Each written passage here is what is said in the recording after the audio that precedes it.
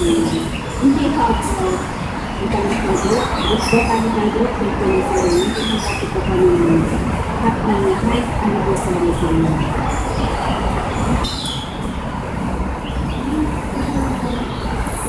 Yung experience ko po sa ano, ito po, mababa, naiiwasan lang po natin ang mga bagay-bagay nito kung sa ating sarili, mananahan po ang pababa ang loob. Kasi po, mahirap makisama sa isang grupo na magkakaiba po ang layunin. Magkakaiba po ang pagkakaw at layunin. Mahirap po. Hindi po natin pwede ipilit po ano alam natin tama at hindi natin pwede ipilit alam natin mali. Tapos, dapat natin unawain kung isa't isa para sa ganun. Para sa ganun, yung pagmamahal, tunay na pagmamahal makikita po sa atin. Kasi ho, lahat tayo dumadaan po sa maraming pagsubok. Lalo lang po sa ating dito. Hindi po may iwasan yung magkakabatan. Wala lang po. Huwag magpupusan. Kung yung isang tao is hindi na nakakaintindi, ayaw niya nang makinig, dapat ito na lang muna ang hayaan mo muna na maglaylo ka muna. Pero ang dapat lang sa atin, huwag naman sana back out yung iniibigan na pag nahiyaya sa atin.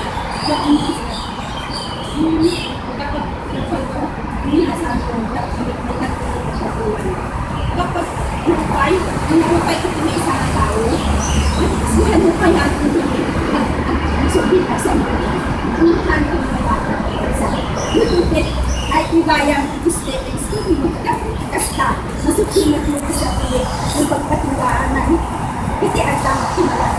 Pinaulit ito ang mati pinaakaba at ang hantay mo kita rin hantay mo din kapag sir hindi ipagwan nanyaman kita na nanyaman kita ng pumadakala tayo malalakan na tayo nang tayo matapit dahil kanya ako isunat nakakala tayo amin tayo magpapada na isunatan at dalating at hindi pagkukurangan sa tinupay kaysa dapat bumabati ko kami siyam na anniversaryo ng Centro Pergamo. Sabi niya kanina ng Banal na Batlaya, yung Pagante, sabi niya, may hambing daw kayo ng isang puno na maraming bunga. Sana'y magpatuloy po kayo ng nakakasip, na taga-gawin. Ganon din po sa amin na dumalok sa araw nito. Hindi po ako mag-evangelyo mga kapatid, magkahantog pa kami ng isang awiting, ihantog po namin sa grupo ito at sa mahal na Panginoon.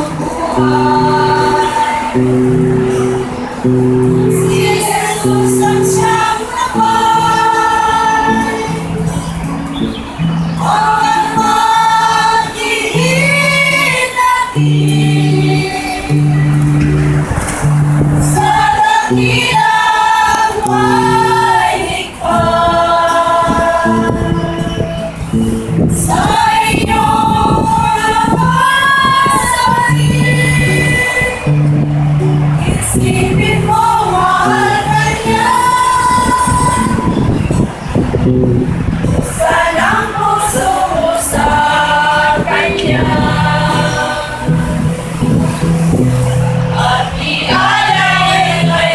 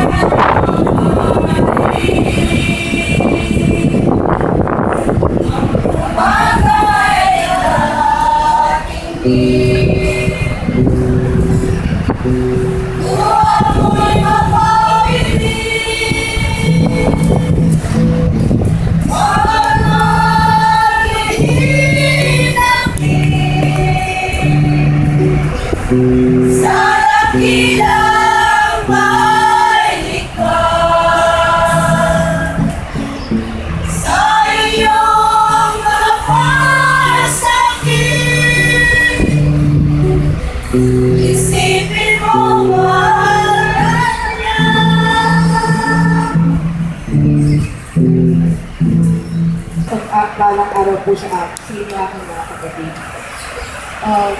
Ang mga araw po ngayong araw na ito ay parang napakasarap sa ating pakiramdam kung ito po ating tunay na nananamin.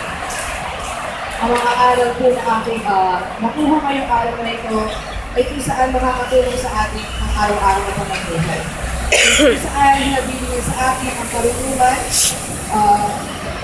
katapatan, kabaang loob, at yung kablakan.